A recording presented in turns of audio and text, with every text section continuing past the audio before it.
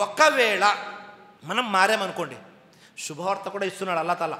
ఆ తర్వాత వాక్యం సూర బఖరా 2వ అధ్యాయం 160వ వాక్యంలో, ఇల్లల్లజీన తాబూ వ అస్లహూ వ బయ్యను ఫౌలైక అతూబు అలైహిం వ అన తవ్వాబుర్ రహీం. కానీ ఎవరైతే పశ్చాత్తాపంతో తమ ఈ వైఖరిని మారుకున్నారో, తాము గోప్యంగా ఉంచుతూ దాచుతూ వచ్చారో దానిని ప్రకటిస్తారో, ఏదైతే మనం దాచిపెట్టేశామో దానిని ప్రకటిస్తారో వారిని నేను క్షమిస్తాను. నేను అంటే అల్లా క్షమిస్తాడు. మరియు అల్లా అమితంగా మన్నించేవాడు, అధికంగా కరుణించేవాడు. సుబ్హానల్లా. ఎవరైతే పశ్చాత్తాపం చెంది ఇప్పుడు దాకా జరిగిందో జరిగిపోయిందండి అని వదిలేసి పశ్చాత్తాపం చెంది తమ యొక్క నడవడికను మార్చుకొని ఇప్పటి వరకు గోప్యంగా దాచుతూ దేన్నైతే ఉంచారో దీన్ని ప్రకటిస్తారో అల్లా ఏం చేస్తాడు? వారి యొక్క తప్పుల్ని క్షమిస్తాడు, అల్లా మన్నిస్తాడు. సుబ్హానల్లా. ఇంతకంటే పెద్ద విషయం ఏమైనా ఉందా? కాబట్టి నేను ఇప్పటి వరకు ఇలా ఉన్నాను కదా, ఇప్పుడు మారితే ప్రయోజనం జరుగుతుందా లేదా అనుకోమాకండి. మీరు ఎప్పుడైతే ఇది విన్నారో వెంటనే మీరు మారారు అంటే అల్లా తప్పకుండా మనం ఇంతకు ముందు తెలుసో తెలియకో చేసిన అన్ని పాపాలను క్షమించేస్తాడు. అల్లా అమితంగా కరుణించేవాడు, అధికంగా క్షమించేవాడు. సుబ్హానల్లా. ఈ వైఖరి మారాలి. ఒకవేళ ఇంత చెప్పిన తర్వాత కూడా వైఖరి మారలేదనుకోండి, అల్లా తాలా తెలియజేస్తున్నాడు వారి గురించి కూడా, వ ఇన్ తతవల్లౌ యస్తబదిల్ కౌమన్ గైరకుం సుమ్మ లా యకూను అంసాలకుం. ఒకవేళ మీరు మారకపోతే, ఏ విధంగా పశ్చాత్తాపం చెందాలో ఆ విధంగా పశ్చాత్తాపం చెందకపోతే అల్లా ఏం చేస్తాడు అంటే మిమ్మల్ని దారి మళ్ళించేసి మీ స్థానంలో వేరే వారిని తీసుకొచ్చేస్తాడు. అల్లా దారి మళ్ళీ చేస్తాడు, మనల్ని ఈ స్థానంలో ఉంచాడు.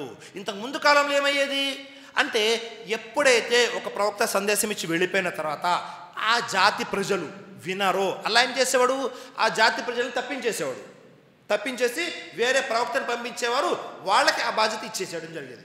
ఇప్పుడు ఇంకా ఏ ప్రవక్త రారు కాబట్టి అల్లా ఏం చేస్తాడు, మనల్ని తప్పించేసి ఏం చేస్తాడు, వేరే వారు వచ్చేస్తారు ఈ స్థానంలోకి. ఇప్పుడు మనం చూస్తున్నాము పూర్తి ప్రపంచంలో అల్హమ్దులిల్లా అల్లా భయంతో ముస్లిం కుటుంబాలలో పుట్టి దావా చేసేవాళ్ళు అల్హమ్దులిల్లా ఉన్నారు. ఇప్పుడు మన దగ్గర ఉన్న వాళ్ళందరూ ఎలా ఉన్నారు అంటే ఎక్కువ మంది సినీ తారలకి ఫ్యాన్స్. నేను ఫలానా ఖాన్ యొక్క ఫ్యాన్స్ అండి, నేను ఫలానా. ముస్లిం సమాజంలో ఎక్కువ మంది ఎలా ఉన్నారు అంటే సినీ తారలు, లేకపోతే క్రీడాకారులు, ఈ రెండు కాకపోతే రాజకీయ నాయకులు. మొత్తం ఈ మూడు దశల్లోనే విభజింపబడి ఉన్నారు. వాళ్ళకి ఫ్యాన్సా, వీళ్ళకి ఫ్యాన్సా.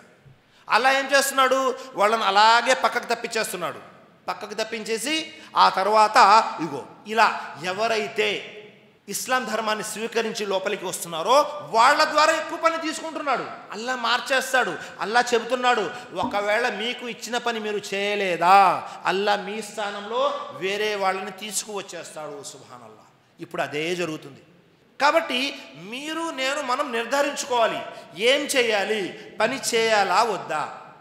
ఎన్ని విషయాలు తెలియజేశాను, సందేశం యొక్క ప్రాధాన్యత తెలియజేశాను, ప్రాముఖ్యత తెలియజేశాను, ఖురాన్ యొక్క వాక్యాలు, దైవప్రవక్త ముహమ్మద్ సల్లల్లాహు అలైహి వసల్లం వారి గురించి అనేక రకాల సంఘటనలు, వంకలు, అన్నీ ప్రస్తుతం ఉన్నటువంటి పరిస్థితులు అన్నీ తెలియజేశాం. ఇవన్నీ తెలియజేసే ఉద్దేశం ఏంటి అంటే మనము సందేశ కార్యక్రమాలు చేయాలి.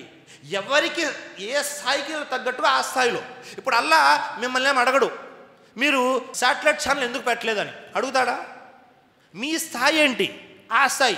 చాలామంది సమాజంలో ఏం చెప్తారంటే, ఏమండి నా దగ్గర డబ్బులు లేవు కానీ నేను ఉంటేనా ఎంతమంది దాయిల్ని మెయింటైన్ చేసేవాడిని తెలుసా. లేని దాని గురించి వద్దు, నీ దగ్గర ఎంత ఉంది, 100 రూపాయలు ఉందా, ఆ 100 రూపాయలతో ఏం చేయాలో ఆలోచించు. నాకు జమాత్ వాళ్ళు సపోర్ట్ చేయట్లేదండి, జమాత్ వాళ్ళు సపోర్ట్ చేస్తే నేను చాలా పని చేస్తాను. వాళ్ళు సపోర్ట్ చేయట్లేదు, నువ్వు ఒక్కడివి ఏం చేయగలవు అది చెయ్యి. నాకు వాళ్ళు సహాయం చేయట్లేదు, వీళ్ళు సహాయం చేయట్లేదు, నా దగ్గర డబ్బులు ఉంటే నేను ఇలా చేసేవాడిని, నా దగ్గర పదవి ఉంటే నేను ఇలా చేసేవాడిని. ఇవన్నీ సోదరులారా చేత కాని వారు చెప్పే మాటలు. మీరు ఒంటరిగా ఉన్న పని చేసుకుంటూ వెళ్ళిపోవాలి. మీ దగ్గర ఏ స్థాయిలో ఉంది ఆ స్థాయిలో పని చేసుకుంటూ వెళ్ళండి.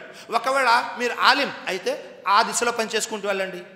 మీరు ఒకవేళ మీకు కొద్దిగానే ఖురాన్ ఆయతులు తెలుసు, కొద్దిగా ఖురాన్ వాక్యాలు తెలుసు, అవి చేసుకుంటూ వెళ్ళండి. మీ దగ్గర 1000 రూపాయలు ఉన్నాయి, ఆ 1000 రూపాయలతో పని చేసుకోండి. మీరు ఒక్కళ్ళే ఉన్నారు, ఒక్కళ్ళు పని చేసుకోండి. ఇద్దరు ఉన్నారు, ఇద్దరితో పని చేసుకోండి. అంతేకాని వాళ్ళు సహాయం చేయట్లేదు, వీళ్ళు ఎవ్వరు ఈ ప్రపంచంలో ఎవరికి సహాయం చేయరు. మీ సమాధిలో మీరే ఉంటారు. అక్కడికి వెళ్ళిన తర్వాత మా జమాత్ వాళ్ళు నాకు సహాయం వస్తారని అనుకోమాకండి. సమాధిలో ఏ జమాత్ వాళ్ళు ఎక్కడికి రారు. మీ సమాధిలో మీరే ఉంటారు, నా సమాధిలో నేనే ఉంటాను. కాబట్టి వాళ్ళ మీద వీళ్ళ మీద తొయ్యొద్దు. మీకు చేతనైన పని చేయండి. పని అర్థం కావట్లేదు, అల్లాతో దువా చేయండి. అల్లా నేను పని చేయాలనుకుంటున్నాను, నాకు మార్గం చూపు. అల్లాని అడగండి. అల్లా తప్పకుండా మీ ఒక్కళ్ళ కోసమైనా దారి తెరుస్తాడు ఇన్షాల్లా, అందులో సందేహమే లేదు. ఎందుకంటే ఈ సందేశ కార్యక్రమాలు ఎలాంటి విషయాలు అంటే, మనము అందరూ చేస్తున్నారు అనుకోండి, మనం కూడా చేద్దాం. అదేదో రియల్ ఎస్టేట్ భూమి వచ్చినప్పుడు అన్ని స్థలాల రేట్లు పెరుగుతాయి, అందరూ యాక్టివ్గా ఉంటారు. ఒక్కసారి పడిందంటే ఎవ్వరు లేరు ఫీల్డ్లో. ఏంటంటే రకరకాల సమస్యలు, మాకు ఆ సమస్య, మాకు ఈ సమస్య. ఒక్కళ్ళు ఇలా అయితే కష్టం సోదరులారా. వాళ్ళని చూసి వీళ్ళని చూసి పని చేయొద్దు. మీరు మీ పని మీరు చేయండి. మీ మంచి కోసము, మీ పుణ్యాల కోసము, మీరు స్వర్గములు వెళ్ళడం కోసమే పని చేయండి. వేరే వాళ్ళ కోసం చెయ్యొద్దు. వేరే వాళ్ళ కోసం చేస్తే ఆ పనికి పుణ్యం రాదు, ఉల్టా పాపం వస్తుంది.